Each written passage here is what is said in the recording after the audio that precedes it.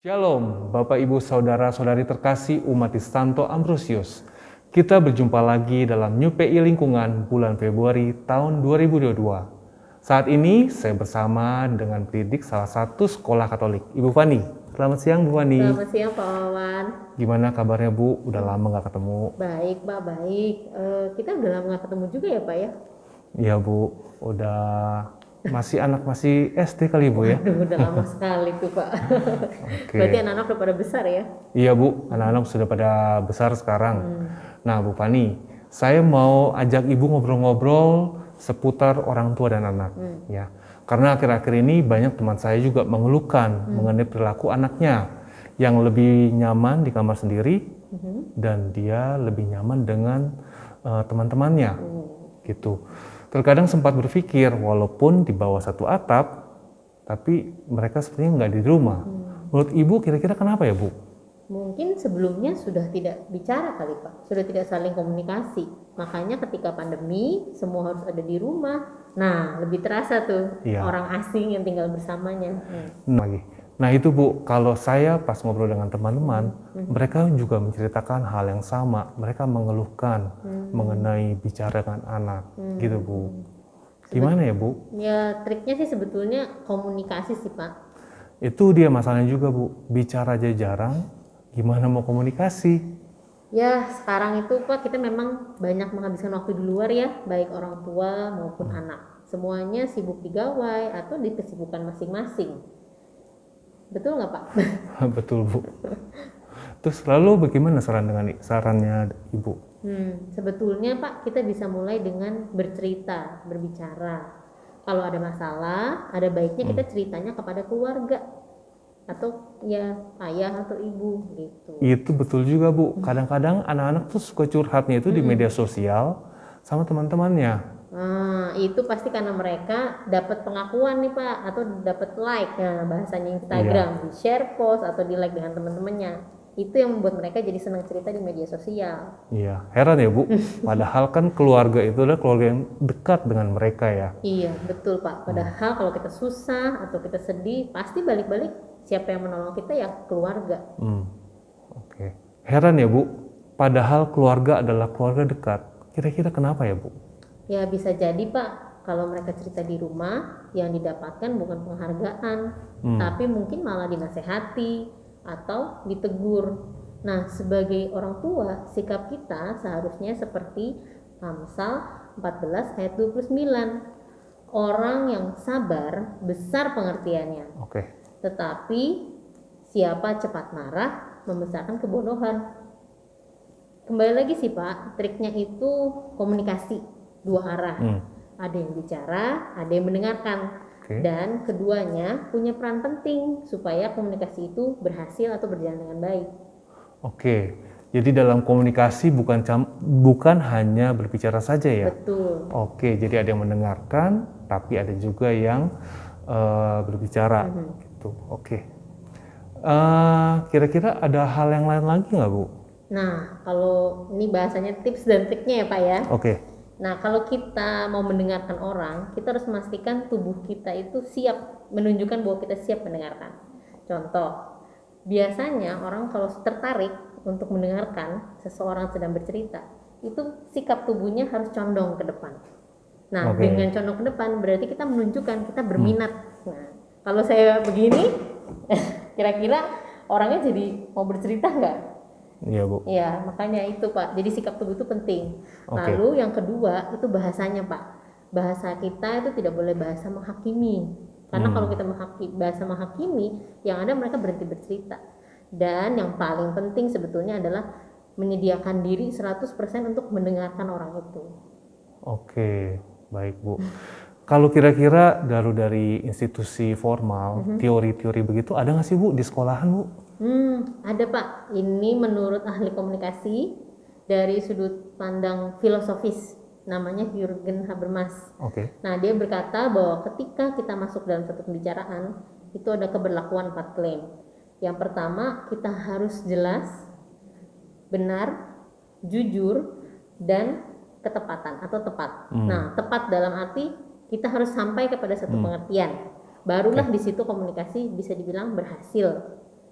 Nah, saya jadi teringat nih Pak, dengan materi seperti ini tuh mirip ya dengan ayat di Efesus ya. Oke, apa itu Bu? 4, kalau tidak salah ayat 15 dan 25 ya. Oke. Yang berbunyi, tetapi dengan teguh berpegang pada kebenaran, di dalam kasih kita bertumbuh di dalam segala hal ke arah Dia, Oke. Kristus yang adalah kepala. Karena itu, buanglah dusta dan berkatalah benar seorang kepada yang lain, karena kita adalah sesama anggota. Oke. Nah, sekarang saya mau tes Bapak nih. Oke, Bu. Coba ya, saya lanjutkan ya. Nah, di sini saya letakkan ya. Menurut Bapak, ini angka berapa? Angka 6, Bu. Kalau di saya angka 9. Waduh. Oh, bisa berbeda ya, Pak? Iya, Sekarang beda coba ya. saya balik. Iya. Nah, sekarang angka berapa, Pak? Angka 9 di saya sekarang. Nah, di saya angka 6. Wah, Nah, kalau kita berbeda pendapat dan tidak bisa melihat sudut pandang orang lain, ya itu yang biasanya terjadi. oke. Kita tidak bisa saling mengerti atau memahami. Hmm. Sekarang ada contohnya lagi nih, Pak. Ah.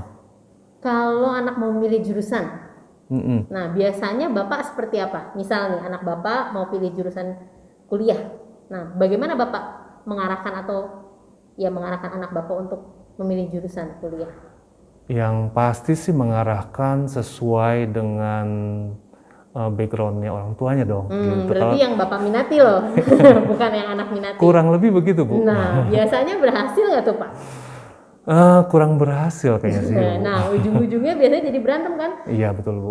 Bapak nggak ngerti apa yang saya mau. Nah, biasa kadang-kadang anak seperti itu. Oke. Nah, menurut Eugene Habermas juga, Mm-mm. ada yang disebut meaningful insight. Nah, apa itu meaningful insight? Nah, orang tua menyampaikan gagasan atau pengetahuan dengan memfasilitasi supaya si anak tersebut berhasil mendapatkan pemahaman yang bisa dia pakai untuk menentukan pilihannya. Jadi bukan dipaksa atau misalnya diarahkan, tapi anaknya, oh begini ya Pak. Nah, dengan memberikan pengetahuan itu, bukan dengan menyuruh, tapi dengan diskusi. Oke. Tapi nggak jarang ya, Bu, bahwa orang tua itu mengalami kesulitan dalam berkomunikasi dengan anak-anak, Betul. terutama pada usia remaja ya. Oke. Apa itu karena anak-anak lebih senang menghabiskan waktu dengan gawe mereka? Belum tentu sih Pak.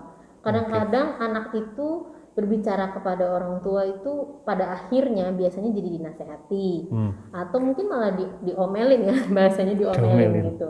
Sebetulnya yang diinginkan oleh anak itu teman diskusi. Nah, anak juga adalah pribadi yang ingin bercerita dengan orang tuanya, tapi ya kalau misalnya jatuhnya akhirnya dimarahi, ya itulah yang membuat mereka jadi malas bercerita dengan orang tuanya. Iya, kalau dipikir, Yesus juga seperti itu ya. Yesus melakukan semuanya dengan cinta kasih, sehingga dia memberikan inspirasi bagi banyak orang melalui cerita perumpamaan dan tindakan yang dilakukan. Seperti bacaan dari surat Rasul Paulus kepada umat di Filipi bab 2, 1-4 yang berisi mengenai nasihat dari Kristus, mengenai satu kasih, satu jiwa, satu tujuan, dan yang pasti untuk tidak mementingkan diri sendiri, apalagi mengharapkan puji-pujian. Nah, betul Pak. Jadi kita bisa melihat ya mengenai nasihat Yesus sebagai role model atau panutan bagi keluarga. Nah, kalau dalam keluarga, siapa yang kira-kira bisa menjadi role model? Siapa ya, Bu? Nah, mesti dimulai ya. Ya, kalau bukan kita sebagai orang tua nih yang memulai, siapa lagi? Memulai dari mana? Masa kita nunggu anak kita duluan? Nah, tapi pelan-pelan aja sih Pak. Namanya ya berubah itu kan tidak bisa cepat. Mulai dengan menggunakan kata-kata positif atau pujian, mulai dengan membuka diri untuk bersedia mendengarkan anak atau sekedar beraktivitas dengan anak, tapi mengikuti aktivitas dia, bukan diajak ngikutin aktivitas orang tuanya loh. Nah, kita bisa menjadi panutan yang dikehendaki oleh Yesus seperti yang ada di kitab suci. Setuju Bu, saya sangat berterima kasih atas obrolan hari ini yang sangat bermanfaat mengenai caranya dapat berkomunikasi juga antara orang tua dan anak plus dapat teorinya juga loh Bu.